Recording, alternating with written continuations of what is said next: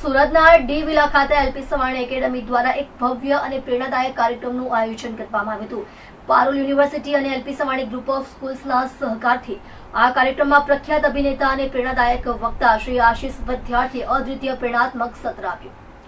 LP Savani academy દ્વારા ભવ્ય અને પ્રેરણાદાયક કાર્યક્રમમાં પારુલ યુનિવર્સિટીના પ્રમુખ પારુલ પટેલ વિશેષ મહેમાન તરીકે ઉપસ્થિત રહી કાર્યક્રમને વિશેષ મહત્વમય બનાવ્યું હતું. આ પ્રસંગની શોભા Mavjibhai Savani, chairman LP Savani group of schools, doctor Dharmendra Savani, vice chairman અને પૂર્વી સવાણી, ડિરેક્ટર દ્વારા વધારવામાં આવી, જેમની અનોખી અને પ્રેરણાદાયક હાજરીએ કાર્યક્રમને અસાધારણ મૂલ્ય પૂરું પાડ્યું. ઉત્સાહ વધારવા માટે જાણીતા વ્યક્તિત્વ અને ઇન્ફ્લુએન્સર્સ પણ ઉપસ્થિત રહ્યા હતા, જેમણે દર્શકો સાથે જોડાણ કરવાનું અને કાર્યક્રમમાં જીવંત ઉત્સાહ ઉમેરવાનું કામ કર્યું. જેમાં 500 થી વધુ પ્રતિષ્ઠિત મહેમાનો અને 4500 થી વધુ વિદ્યાર્થીઓ અને માતા પિતા ઉત્સાહ સાથે ઉપસ્થિત રહ્યા હતા. ખાસ કરીને અભિનેતા આશિષ વિદ્યાર્થીએ જીવન મૂલ્યો, કરિયર વિકાસ, આત્મવિશ્વાસ અને નિર્ધાર વિશે આપેલા પ્રભાવશાળી વિચારો દર્શકો પર દીર્ઘકાલીન અસર છોડી છે. આશિષ વિદ્યાર્થીએ જણાવ્યું હતું કે લોકો મને કહેતા તું ખૂબ બોલે છે, તેને મારી કમજોરી ગણાવતા, પણ આજે એ જ મારી સ્ટ્રેન્થ છે. તમારી કમજોરી પણ સ્ટ્રેન્થ બની શકે છે. મને બાળપણથી કામ કરવાથી ડર લાગતો ન હતો. તેનું પરિણામ આજે હું એક્ટર, સ્પીકર, કોમેડિયન અને કોચ છું. મને રૂટીન શબ્દ બેઇજ્જતી જેવો લાગે છે. મારી ઉંમર 60 છે. હું હજી પણ ભૂખ્યો છું અને સતત શીખી રહ્યો છું. આપણે સૌએ પોતાને એનાલાઇઝ કરવું જોઈએ. બીજા લોકોની તાળીઓ અથવા ટીકા પર ડિપેન્ડ ન થવું. હું દરરોજ જીવનની 3 લોટરી સેલિબ્રેટ કરું છું, જે તમારે પણ કરવી જોઈએ. 1, હું જન્મ્યો, આજ પોતાનામાં આશ્ચર્ય છે. બીજું, હું આજે પણ જીવિત છું, ખાસ કરીને કોવિડ પછી, જે આપણા નજીકના ઘણા સાથીઓ નથી રહ્યા.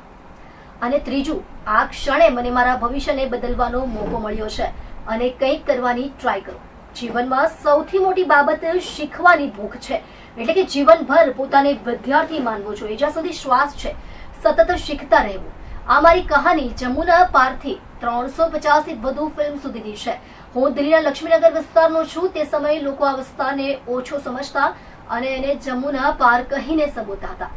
મારે એક્ટર બનવું હતું, પણ કોઈએ મારા સપનાને ગંભીરતાથી ન લીધા. ત્યારબાદ મને સમજાયું કે તમે ક્યાંથી છો એ તો કોઈ બદલી નથી શકતું, પણ તમારે આગળ ક્યાં સુધી જવું છે તે તમારા હાથમાં છે. મેં એક જાહેરાત જોઈ ટાટા સ્ટીલની.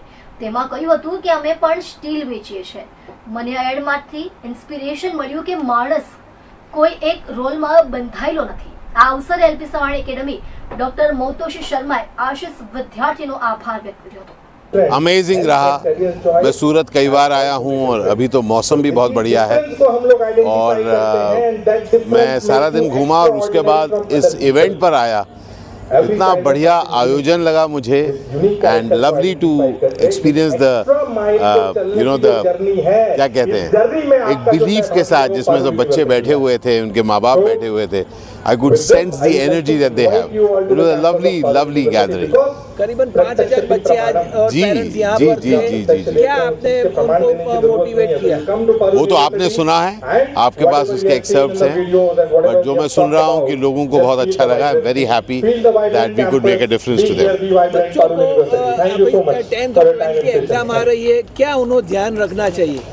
बच्चों को सिर्फ एक बात ध्यान रखना है कि सक्सेस एंड फेलियर ये इतने से में कभी गेज नहीं होता. तो हो सकता है बहुत कमाल करें, इसका मतलब ये नहीं कि आप वर्ल्ड में जीत गए, और हो सकता है आप हारे फील करें, इसका मतलब ये नहीं है कि आप हारे हैं. You have to believe in yourself. And secondly एक चीज आजकल मैं सुन रहा हूँ और देख रहा हूँ, बहुत सारे प्रेशर्स हैं अपने आसपास. लोग उल्टे सीधी चीजें कर ले रहे हैं. Please take care of yourself.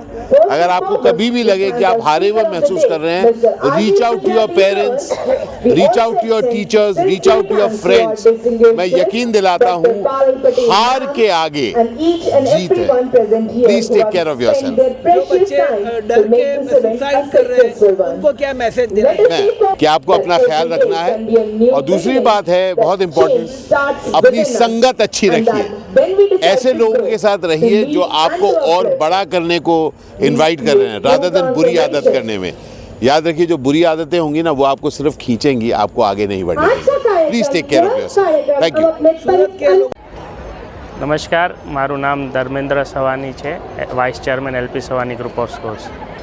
Dharmeshbhai, આજે જ્યારે આશીષભાઈ અહીંયા એક કલાકાર સુરતમાં આપણે તમારા મહેમાન બન્યા હતા, છોકરાઓ માટે મોટિવેશનલ કાર્યક્રમ હતો, કેવો રહ્યો આ કાર્યક્રમ? First of all I am thankful to Ashish Vidyarthi, જે એક્ટર છે, અને પારોલ યુનિવર્સિટીને, જેમના થકી આ પ્રોગ્રામ અમે સાથે કોલોબરેટ કર્યો હતો. અને આશીષ વિદ્યાર્થી જે મોટિવેટર સ્પીકર છે, જેમને મોર દેન 350 ફિલ્મ્સ કરી છે, અને બધા લોકો જાણતા જ હશે કે આમ તો ફિલ્મમાં નેગેટિવ રોલ એ કરતા હતા, બટ જનરલી આમ જોઈએ તો રિયલ લાઈફમાં જે નેગેટિવ રોલ કરે એનું પોઝિટિવનેસ ખૂબ જ હોય છે, કારણ કે એમને ખબર હોય કે ભાઈ લોકો એને કઈ રીતે એને નિગ્લેક્ટ કરે છે, એટલે એ લોકોમાં શીખવાનું બહુ હોય. તો એ જ રીતે આશીષ વિદ્યાર્થીએ પણ સ્ટુડન્ટ્સને, પેરેન્ટ્સને અને બધાને જ એવું ખૂબ સારો મેસેજ આપ્યો છે કે પોતાના માટે જીવો, કંઈ પણ થાય તમે નિરાશ નહીં થાઓ, અને રોજ કંઈક ને કંઈક નવું કરો અને થોડું વધારે કરો, કે જેનાથી કે ભાઈ આજે મેં 10% કર્યું, કાલે હું 12% કરીશ, 15% કરીશ. એટલે રોજ કંઈક ને કંઈક નવું નવું કરતા રહો અને થોડું વધારે કરતા રહો, તો તમે પરફેક્ટ થઈ જશો.